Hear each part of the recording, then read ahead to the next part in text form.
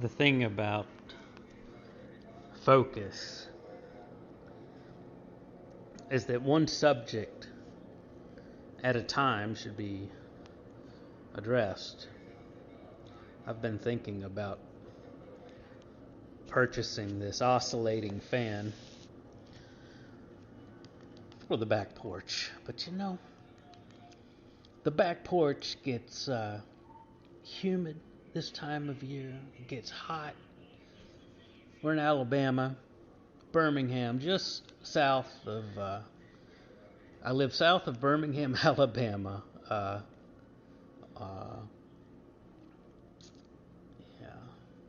and it's humid outside. So you need a good fan. Some people would even say a misting fan, but I don't really want the water collecting on me. I don't want to be damp, I wear a lot of seersucker when I'm sitting on the porch. I don't want it to absorb the moisture. Doesn't feel good to wear.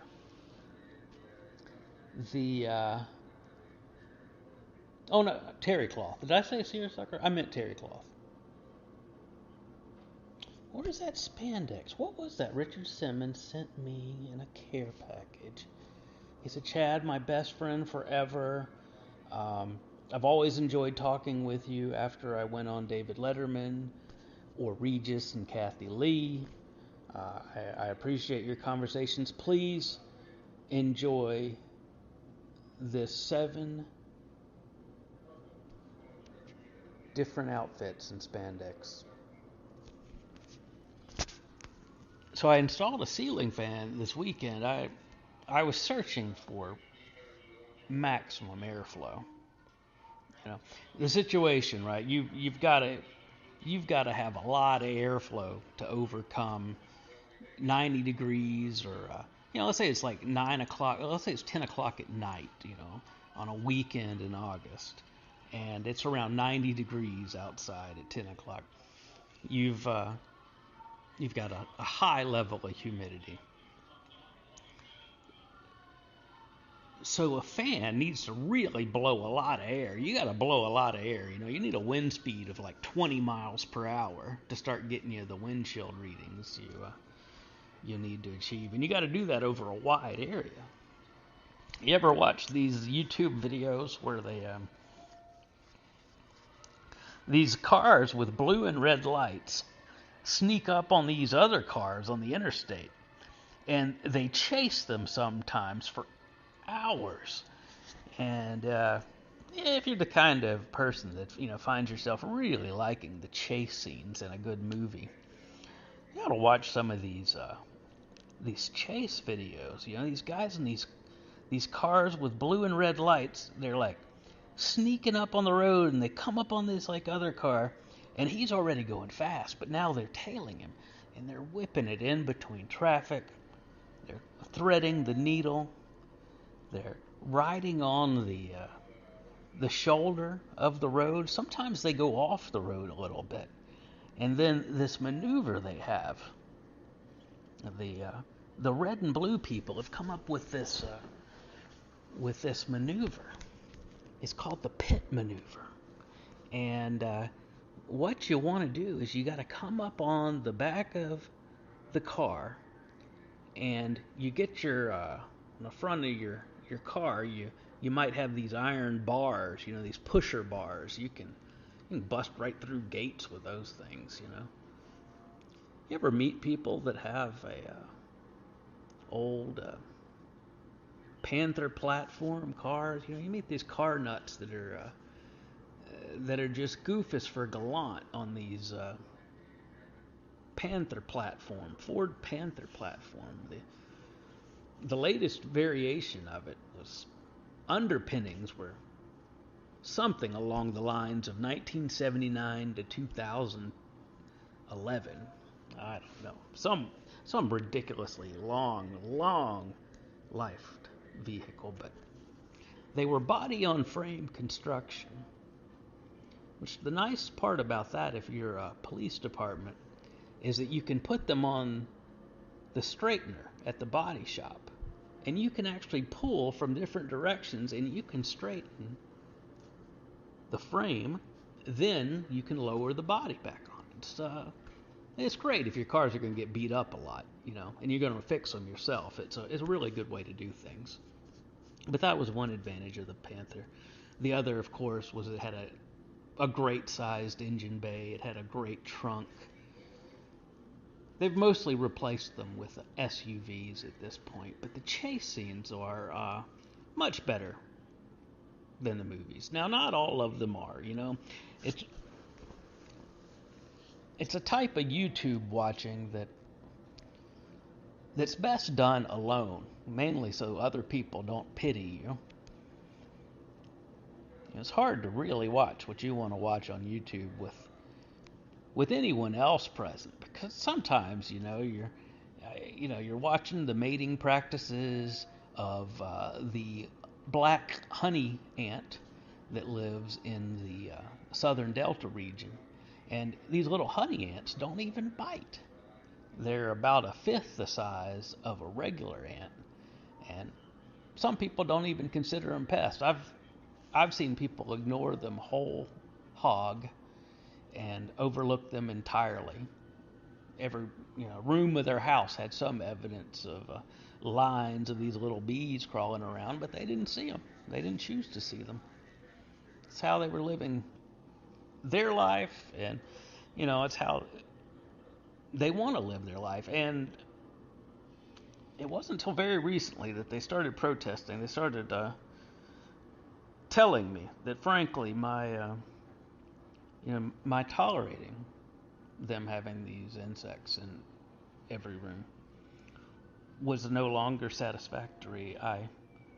They needed me to just come out and say it, that I support them.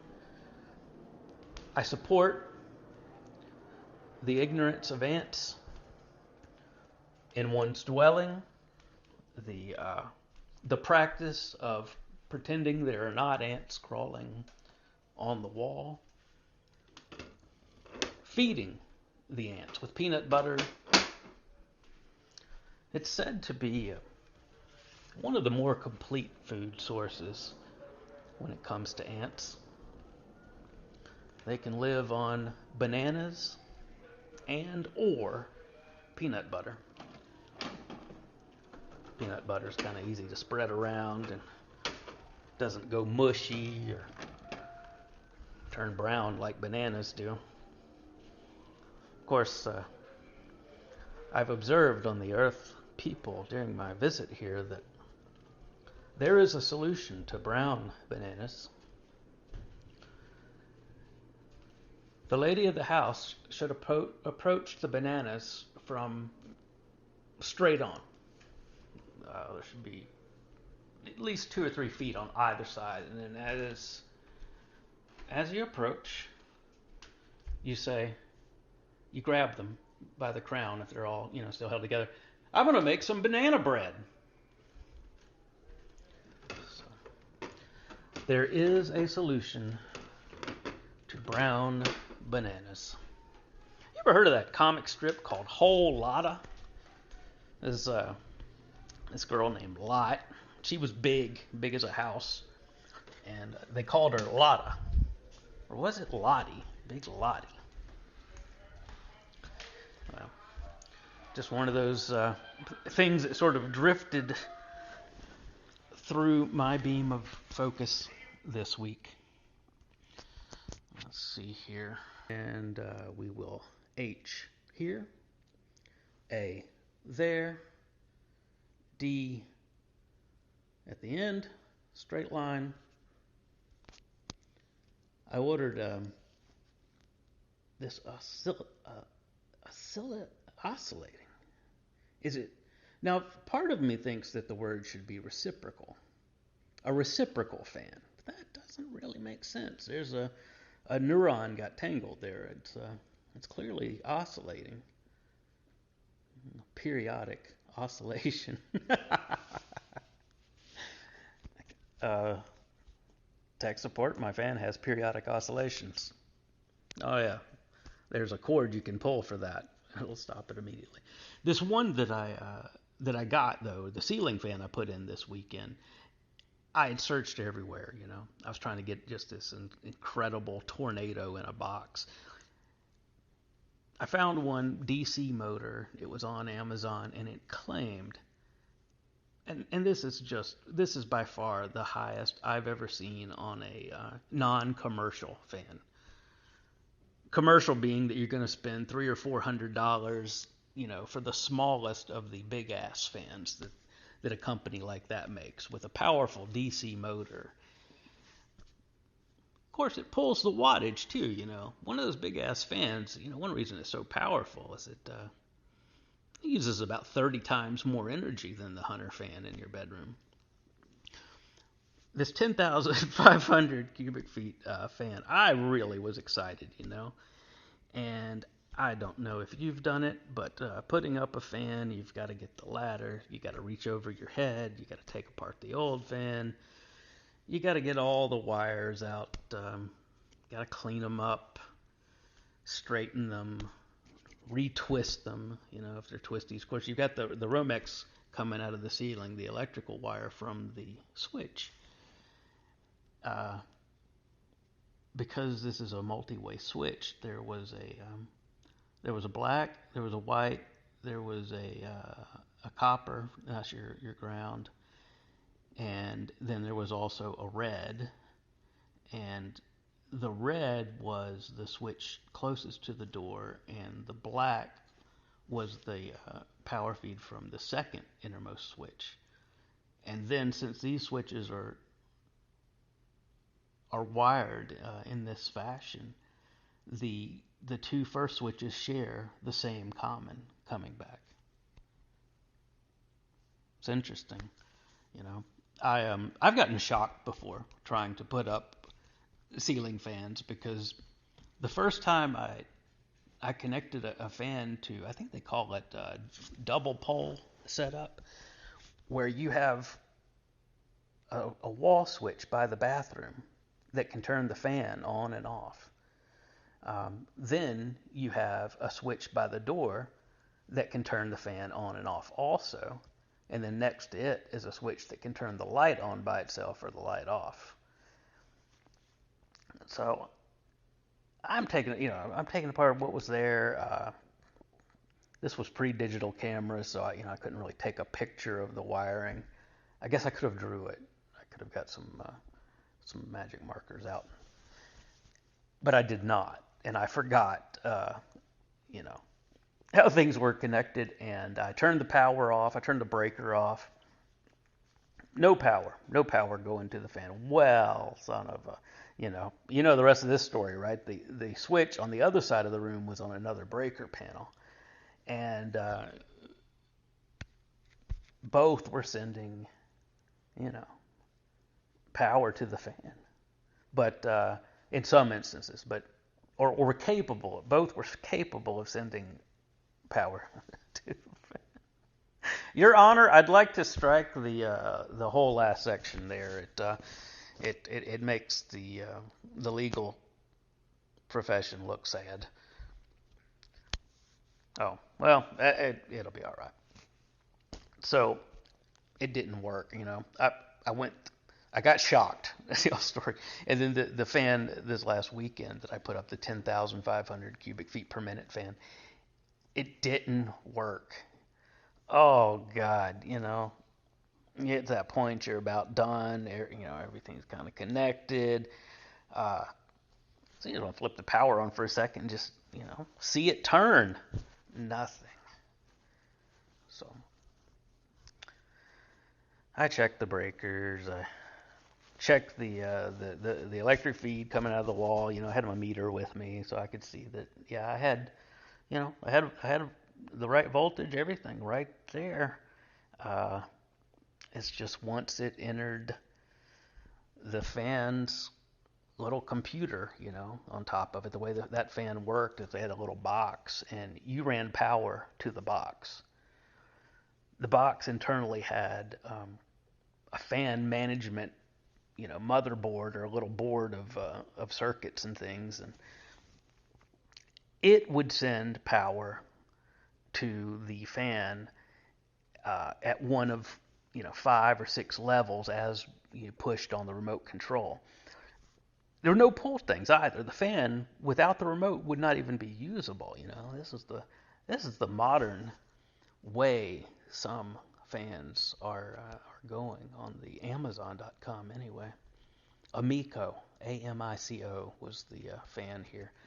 And I noticed some other reviews where people had mentioned they'd received dead in the box items, and I didn't think it happened to me. I figured, well, obviously somebody's going to get a dead fan, so you never know. And statistically, I might be completely normal. It might be less than 1% of the fans are defective, and I guess for this company, maybe that's good enough.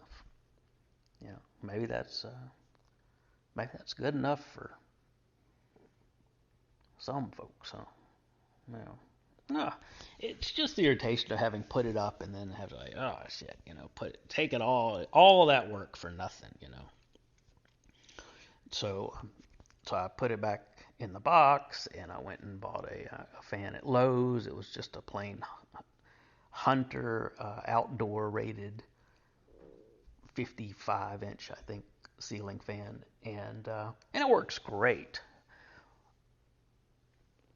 As have every Hunter fan that I've purchased, has worked perfectly, flawlessly. Very smooth, don't rock, just everything you'd want out of a fan. Except for the cubic feet per minute, because on high, the one I put out there is only about 5,000, which is still pretty damn good. The cheapest fans you can buy, just cheap builder grade piece of shit. Someone, says, hey, I want to put a ceiling fan in this house, and I want it to be the cheapest 52-inch ceiling fan one can buy. That fan's probably about $100, and it'll put out about 2,000 cubic feet per minute on its best day with a tailwind. So, you got to give them props for not a bad price. Hunter makes a very nice ceiling fan, and it's a modern fan which is very quiet and uses almost no electricity. We're talking 10 cents every couple months. Can we verify that? We got any fact checkers out there? Anybody fact checking this in real time? Listening to the things I say while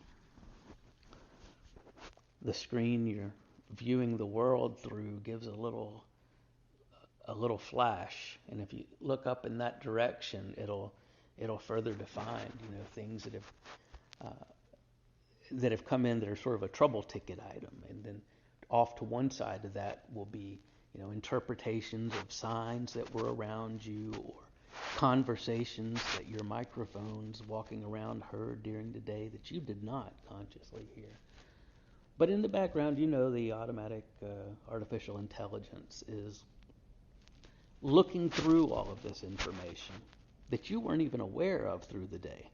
But it went along gathering everything it could see, and using its ability to convert text from photos at odd angles. If there was anything written on a grease board in someone's room that you went into that might be pertinent to you or helpful to you, your AI assistant in the background is building a full report that'll be available at night. You can just common menu, wherever you want to stick it, glance up at it and launch that, and you will see a review of the day you didn't see around you. Snippets of conversations of other people, other directions that were picked up. And who knows where this, fully augmented intelligence, once that,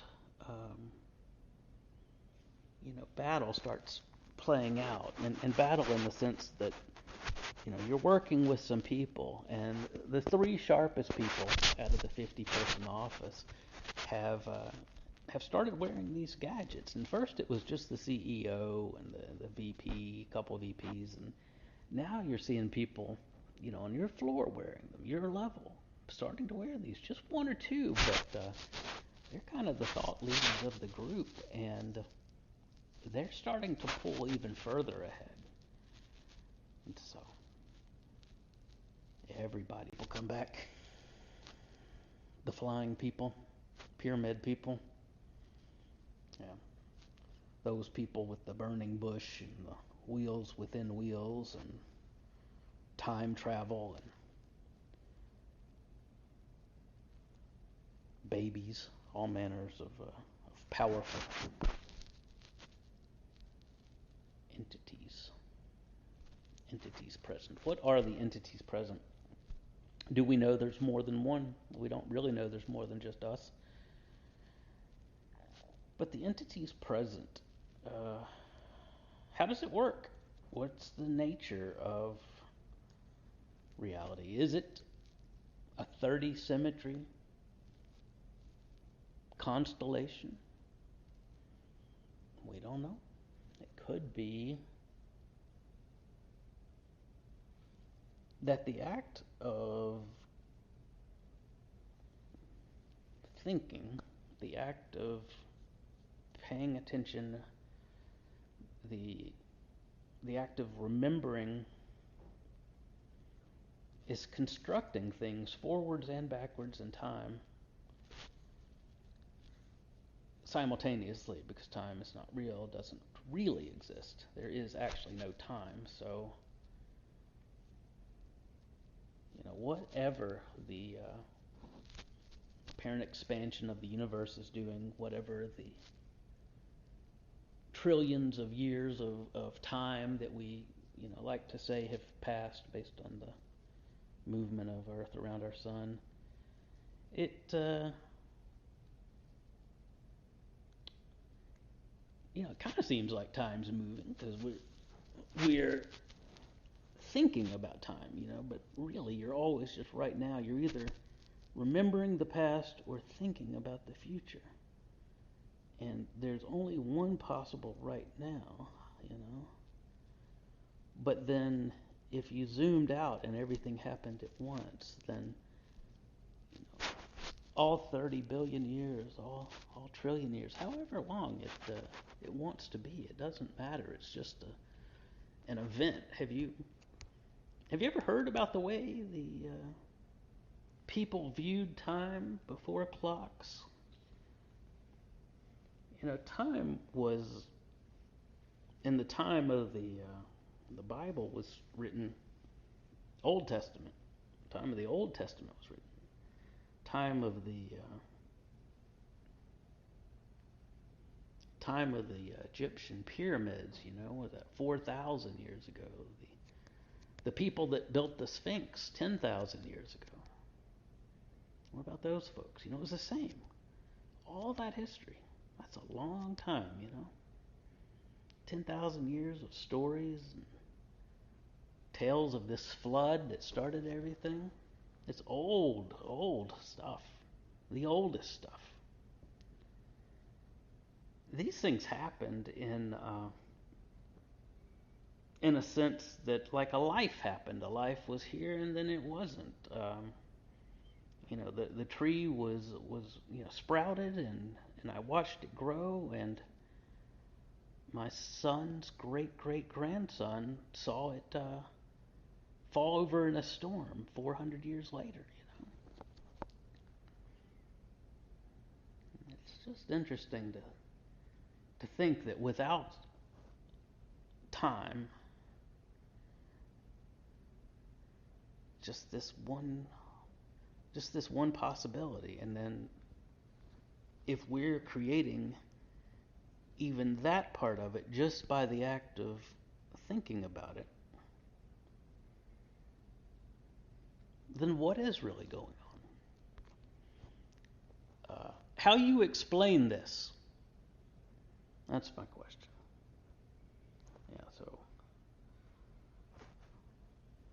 So I pass on. I'm walking down this really cool hallway. It's beautiful collections of ephemera from tens of thousands of years of human culture. Rubik's cubes, you know what I'm saying? Fabergé eggs, bottles of Brute deodorant, and Pong machines from the early 70s, basket full of microchips. Remember the Pentium chip? Remember how impressive that was at the time? The Pentium 1, 2, 3. What did they do? They did Pentium 4, Pentium 5. I think 5 they changed the name of it. So I ordered this other fan from Amazon, and I don't even want it, unfortunately. I was thinking that it had a stand on it, and I was thinking, you know what? I could mount that stand on the wall, and we could aim that fan wherever we want. And about 10 minutes later, I thought about it. I was like, oh, that's kind of not look very nice. So I went to cancel it. But man, Amazon is so fast that they had already, I guess, put it in a truck. They did something, but it was too far gone. You know, I was like, nope, you got to get it. So I'm going to send that fan back. The broke fan from Amazon I also sent back today. But then there's this other fan, and it's this reciprocating fan, 18 inches wide. It's on Amazon. One of the neat things about it is search for outdoor reciprocating fan, and you can join me in taking a look at it right now. It's got the word VEVOR, VEVOR, right there on the front, sort of a black circle with orange writing. I'll have to change that label, you know. Maybe I can put some kind of a sticker over that just to make it look a little nicer. I don't want that orange word always looking at me out there, but the cool thing about this little fan is that it has 2 pull chains. One pulls and starts the rotation, the oscillation. 90 degrees oscillation. And then it's got like this metal bar it sits on, and that metal bar goes back, and there's some things you bolt into the wall. And then on the other side there's another cord, and if you pull that cord, that's one of 3 speeds. And really powerful. If you check this out, it's 4,000 CFM, cubic feet per minute. 3,000 on low, 3,550 on medium, and 4,000 on high. But see, 3,000 is a good high number, man. If you just had it on low, that's what I'm thinking. I just want the quiet breeze. I don't need all the air. But it's got these metal, it's like I don't know, what is it, like a 5th horsepower motor with the metal blades, and 3 metal blades. That thing will chop your damn finger off, man. You put your finger in that grate, you're going to lose a finger. They show somebody sitting in their exercise room, and they've got their treadmill up, and they've got the fan in front of them. And they're turning that fan up as they go faster on the treadmill. A little virtual reality.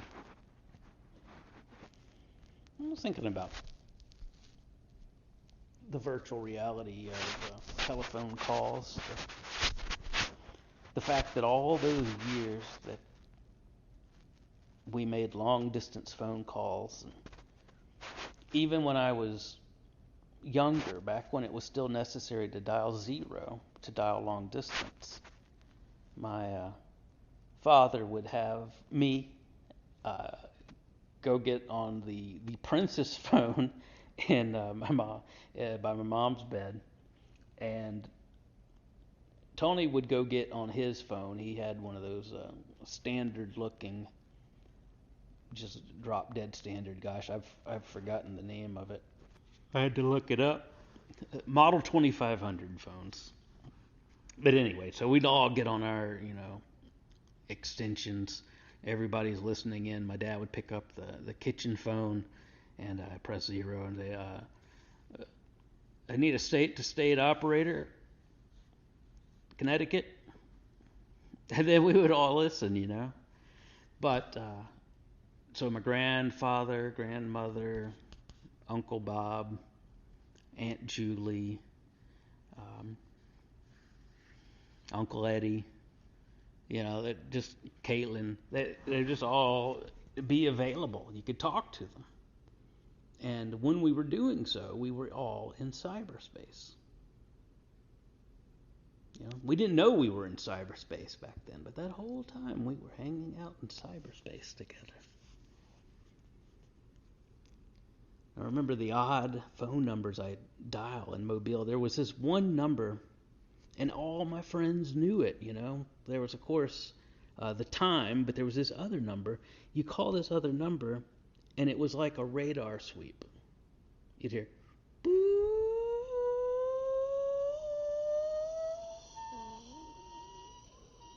ooh. But it'd go through the whole range, and it would just do it repeatedly. I never figured out what that number was. I'd like to think that it was a numbers station or some other, you know, top secret James Bond like broadcasting situation, and you just dialed in to listen to how the transmitter was doing, and if that sound went through the whole sweep, well, the transmitter's fine. See what I'm saying? Hey man, listen, you know them weird birds I was telling you about? Well, them birds, they've been following me around again. They're everywhere. Hard to see them. It's like they're out of focus, man. That's what's wrong. Those birds are out of focus. Hey, projectionist, you need to come in here. That movie you're showing is out of focus. See them. It's like they're out of focus, man. That's what's wrong. Those birds are out of focus. Hey, projectionist, you need to come in here. That movie you're showing is out of focus.